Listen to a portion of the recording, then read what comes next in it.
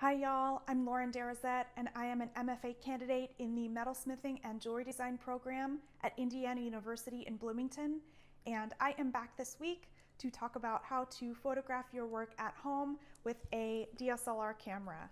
I will be discussing shutter speed, ISO, and aperture, and setting up your camera, downloading your photos, and editing with Photoshop. So let's get into it.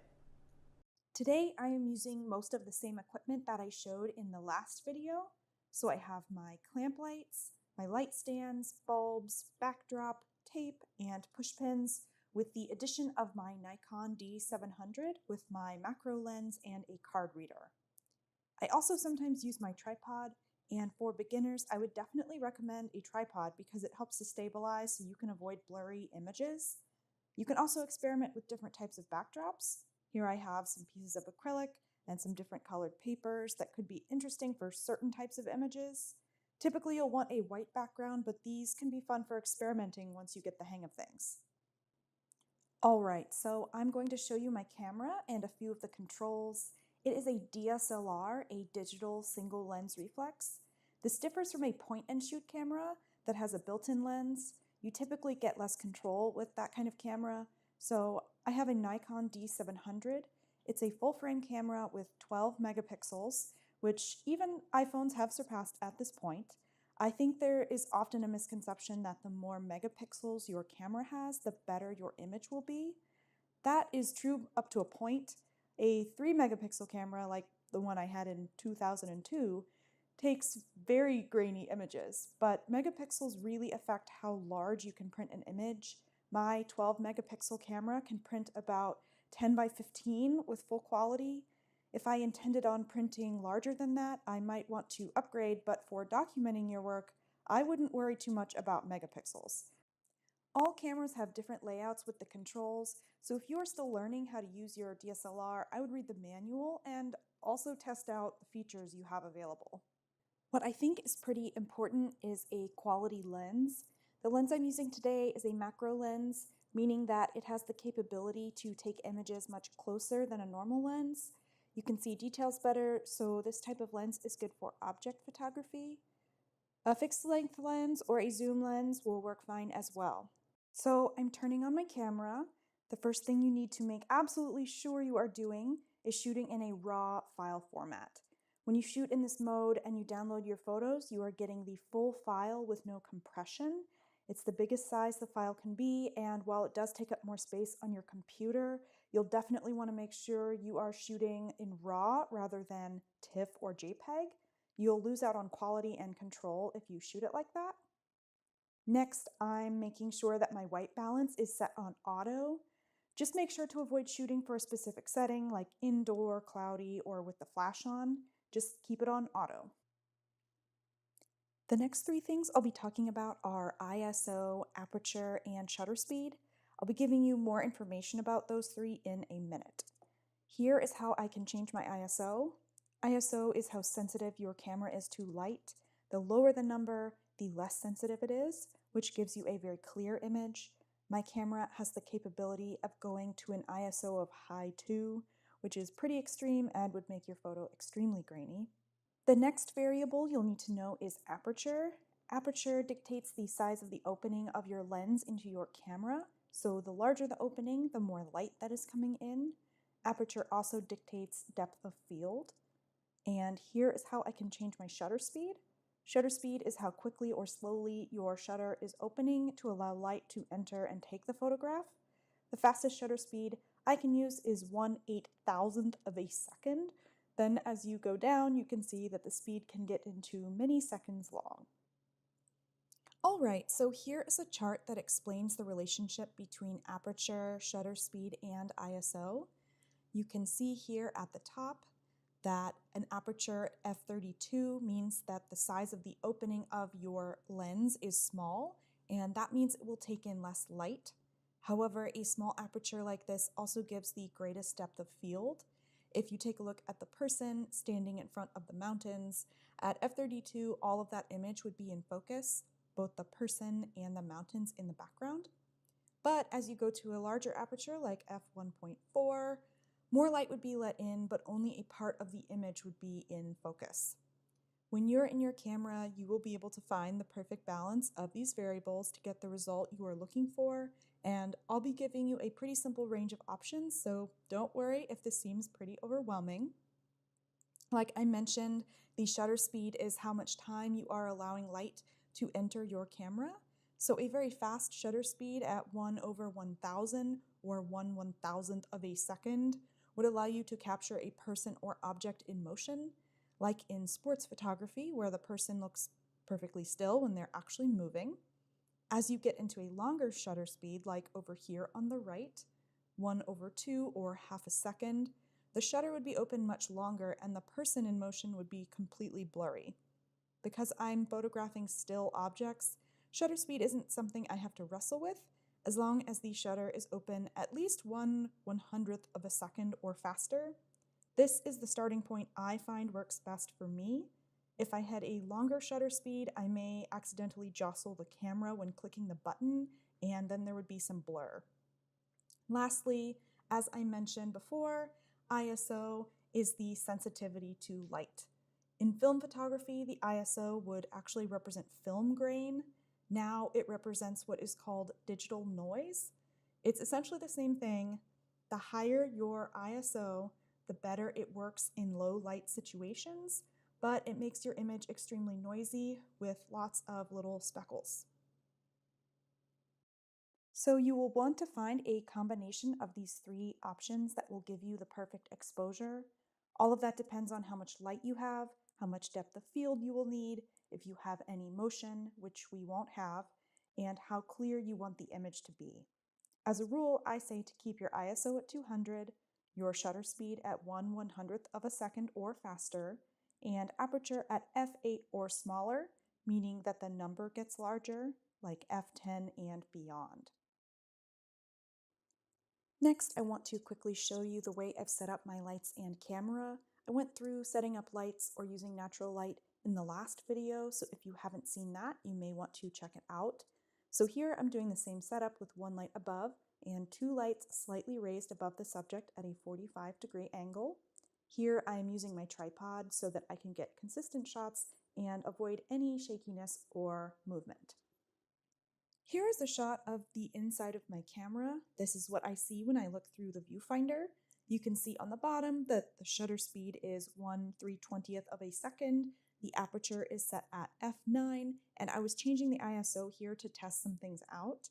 I took many shots with varying exposures and set up the earrings at a few different angles to make sure I had lots of options to choose from.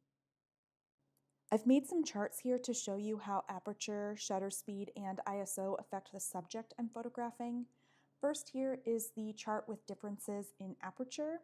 I kept the shutter speed at 1/100 and the ISO at 200, but I shot it with all these different aperture settings to show you that f3.2, the opening is very wide and it's letting in too much light for the image I'm trying to take. The aperture gets smaller as we go along, and you can see that at a certain point around f10, it's starting to look pretty good, and that as the opening gets smaller, it gets to be too dark. The next chart is showing the differences with shutter speed.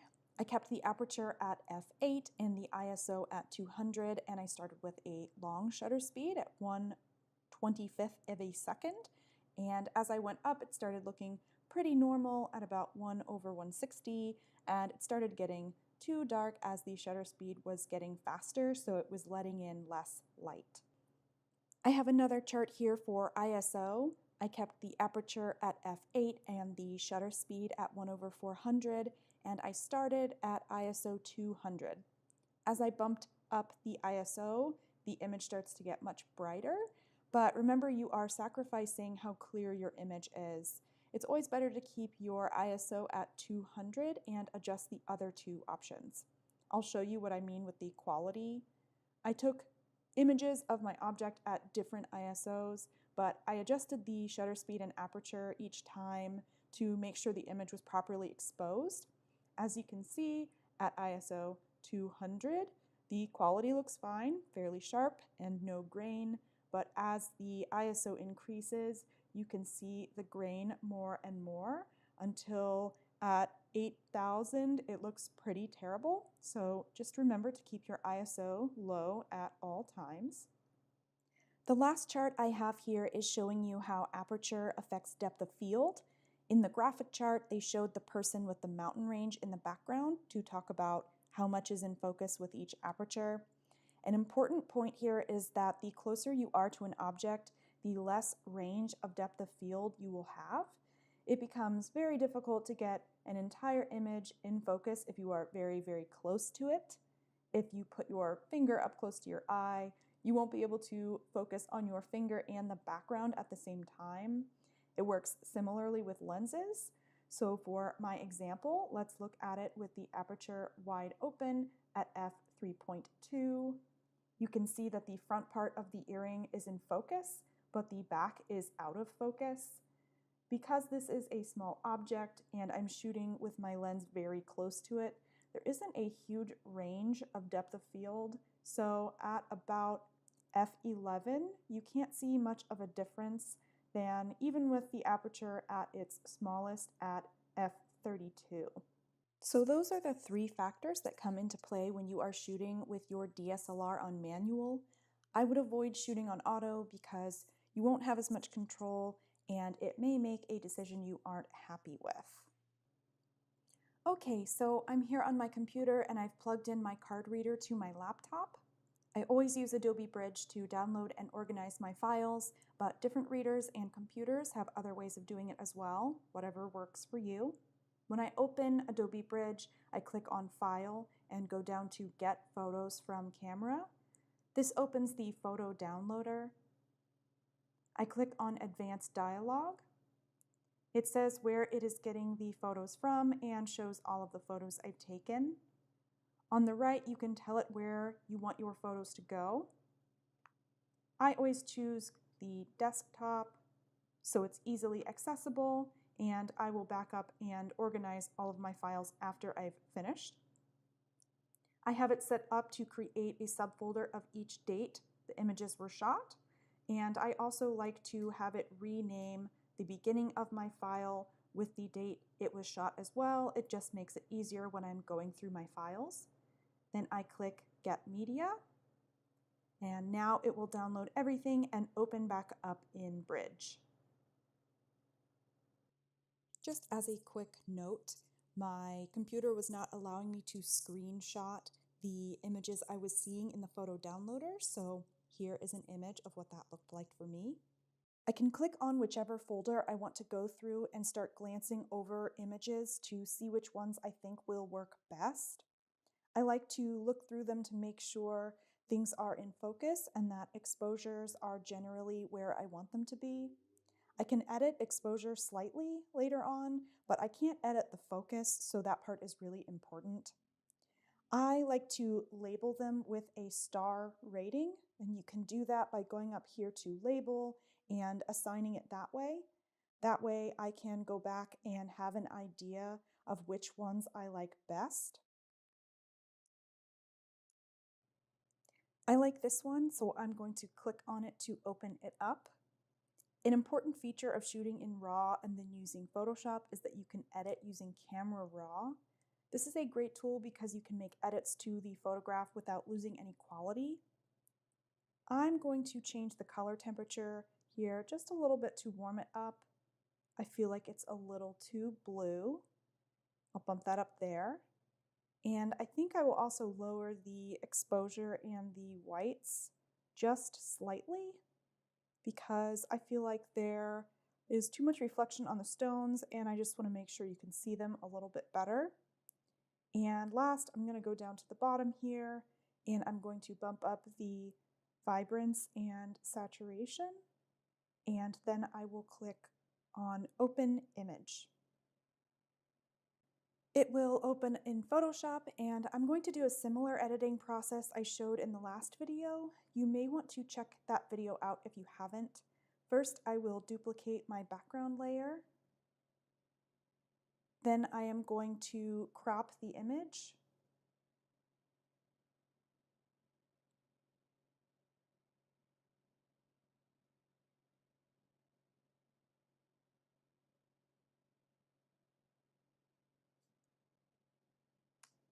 Then I am going to save my file as a TIFF.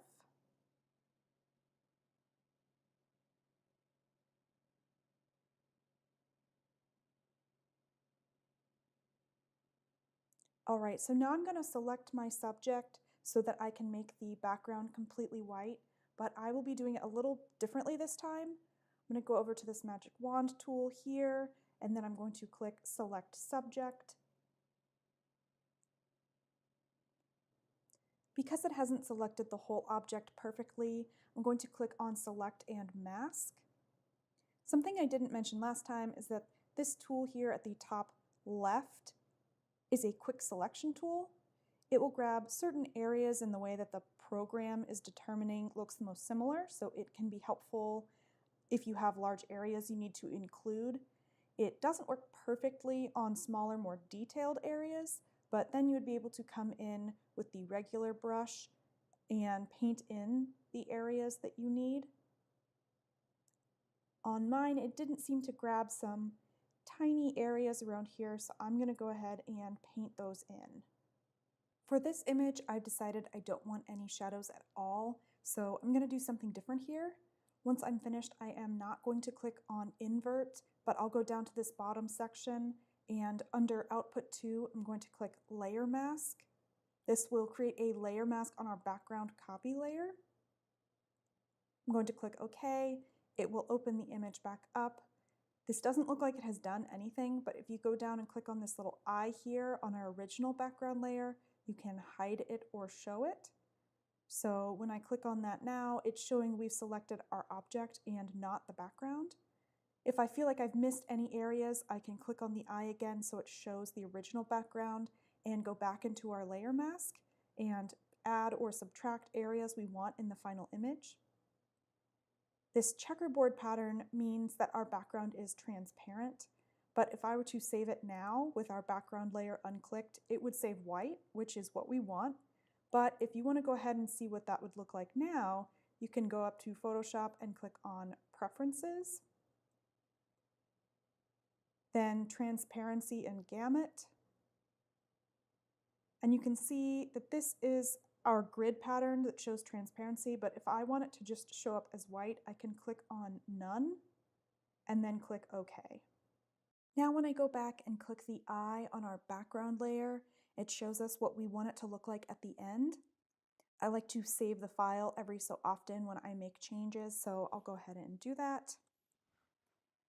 Next, I can go and do any other adjustment layers I want, like brightness, contrast, or hue saturation. But because I used Camera Raw, I think everything looks okay, so I won't do that right now. One last thing I will show you is the spot healing brush. This is really useful when you have any specks of dust or small blemishes you need to fix. I noticed when I went in really close that there are a few small hairs on my earrings. They're pretty small, but enough for me to want to fix. So I'm on my background copy layer and I've zoomed in and I've clicked on the spot healing tool, and I'll change my brush size to be pretty small, and I just use my mouse and do one single click. You can use this tool by dragging it around, but because I just need this small area, I'm just going to click on it several times to get the result that I need. When I'm saving this as a TIFF and I come back into Photoshop, I will always have access to both these layers, which I want to make sure to keep in case I realize I've missed a small area or I need to make any changes to that layer mask. But if I want to send this file out as a JPEG or even as a TIFF with the background removed, I can click on the eye on the background so we turn off the visibility, and then I can save that file as a JPEG or a TIFF that I would want to send to someone so that when they open it up on their computer, they're just going to see the file as we see it now. So I'm going to go ahead and rename it to something I would want to send out. So I'll go up to File, Save As, and then I can name it.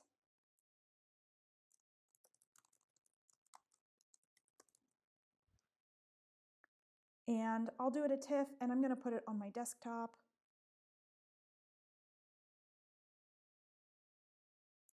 I may want this to be a JPEG as well, so I can also make a JPEG by going to File, Export, Export As. And here is where you are also able to change the image size or the format, but I'm just going to keep it like it is and click Export. I'm also going to save this on my desktop. And there we have it. There are many ways to get similar results in Photoshop, but I find that this is the easiest for me. I hope you have enjoyed this video, and once again, I want to thank Pocosin Arts for inviting me to share this with you.